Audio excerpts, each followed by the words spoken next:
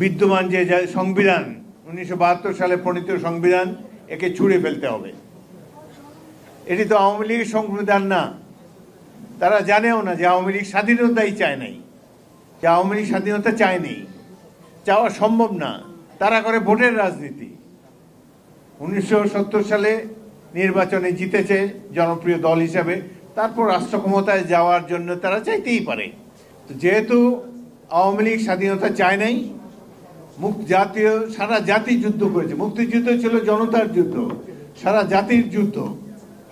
এই কারণে সারা জাতি আওয়ামী লীগের দিকে দৃষ্টিপাত না করে, আওয়ামী লীগ কি বললো সেটা মাথায় না রেখে 9 মাস যুদ্ধের পর এই দেশের জনতা এই দেশকে স্বাধীন করেছে। স্বাধীনতার পরে যে সংবিধান রচিত হয়েছে, এই সময় ঘটনাক্রমে তারা রাষ্ট্র ক্ষমতায় ছিল। পৃথিবীর কোনো দেশে এরকম উদারতা দেখায় না মুক্তিযোদ্ধারা, যেটা বাংলাদেশে দেখিয়েছে। সুতরাং যে সংবিধানটি 72 সালে প্রণীত হয়েছে, এটি মুক্তিযুদ্ধের ফসল। সাধারণ মানুষের আশা আকাঙ্ক্ষার প্রতিফলন সেখানে ঘটেছে। ঘটনাচক্রে আওয়ামী লীগ সেখানে ছিল। এটাকে আমি আওয়ামী লীগের সংবিধান মনে করি না।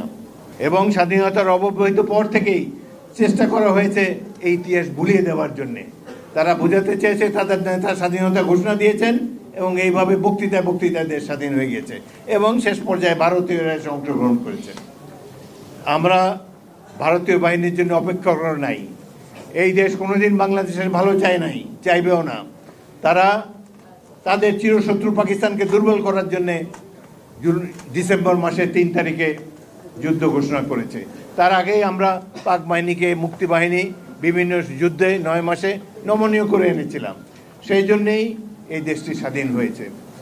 আওয়ামী লীগ আরেকটা জিনিস শিখিয়ে দিয়ে গেছে, স্বাধীনতার সপক্ষ শক্তি। তারা হলো স্বাধীনতার সপক্ষ শক্তি, বাকি সব হলো বিপক্ষ শক্তি। আমরা সব বিপক্ষ শক্তি যারা আওয়ামী লীগ করে না।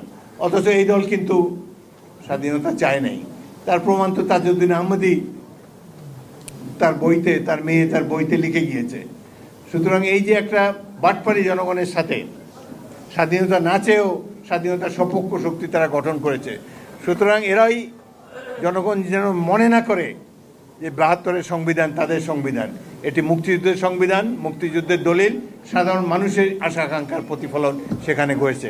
এটি পরিবর্তন নিশ্চয়ই করা যাবে, ভবিষ্যতে করা যাবে, কিন্তু সংবিধান ছুঁড়ে ফেলার কোনো প্রয়োজনীয়তা নাই। অদ্ভুত এক রাজনৈতিক দল, তারা শুধু যে 1971 সালে স্বাধীনতা যুদ্ধে বিরোধিতা করছে তাই নয়, 1947 সালে পাকিস্তান প্রতিষ্ঠারও বিরোধিতা করেছে। এই দল এখন জনগণের মালিক মুক্তার হয়ে বসতে চায়। তারা ইতিমধ্যেই উপলব্ধি করেছে যে নির্বাচনে তাদের কোনো সুযোগ নাই, জনগণ তাদেরকে ভোট দিবে না। তাদের এখন একমাত্র চেষ্টা হলো বিএনপি ঠেকাও, বিএনপি যেন রাষ্ট্র ক্ষমতায় না আসতে পারে। সুতরাং নির্বাচনী আর দরকার নেই। নির্বাচনকে বিলম্বিত করার জন্য তারা অক্লান্ত পরিশ্রম করে যাচ্ছে। আজকে একটি রাজনৈতিক দল বলার সাহস রাখে যে 71-এ জাতি ভুল করেছিল। কত দুঃসাহস! এই দল জামাতে ইসলামী বলে 71-এ জাতি ভুল করেছিল, অথচ আমরা জানি 71 কি ছিল। আমরা সৃষ্টি করেছে বাংলাদেশ, আপনারা সৃষ্টি করেছেন বাংলাদেশ। এটা এক অকৃতজ্ঞ জাতি যারা এটা স্মরণ করে না কিভাবে আমরা জীবন দিয়েছি। আমাদের এখানে ফারুক আছে, আলাল আছে, সরওয়ার আছে, এরা তো মন্ত্রী হতে পারতো। এদের জায়গায় নিয়েছি, আমরা দিয়েছি জামাতকে, যে ঠিক আছে বন্ধুপ্রতিম দেশ, তাদের দিয়েছি। আজকে তার প্রতিদানে তারা কি বলছে, 2 সাপের একই বিষ, নৌকার ধানের শীষ। এই যে এদেরকে মন্ত্রী বানিয়েছিলাম আমরা। তাদের কেন এই ক্ষোভ আমাদের প্রতি? ক্ষোভ হলো কেন জনগণ বিএনপিকে সমর্থন করে। বিএনপি জনপ্রিয় দল, এটা তো আমাদের দোষ না রে ভাই। আমরা 16-17 বছর সংগ্রাম করেছি, বারবার আমরা জেলে গিয়েছি, আমাদের হাজার হাজার কর্মী জীবন দিয়েছে, গুম হয়েছে। আর যেখানে সরকার মাফিয়াতন্ত্র প্রতিষ্ঠা করেছে, গণতন্ত্র ধ্বংস করেছে, প্রত্যেকটি রাষ্ট্রীয় প্রতিষ্ঠানকে ধ্বংস করেছে, বিরোধী দলকে দমন করেছে, আমাদের বহু নেতা হারিয়ে গিয়েছে অকালে। সেই জন্যই তো আজকে বিএনপির এই জনপ্রিয়তা।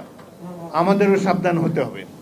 আওয়ামী লীগ যা যা করেছে, আমরা বিএনপি কর্মীরা, নেতারা যদি একই কাজ করি, আমাদের পরিণতি কিন্তু আওয়ামী লীগের মতো হবে।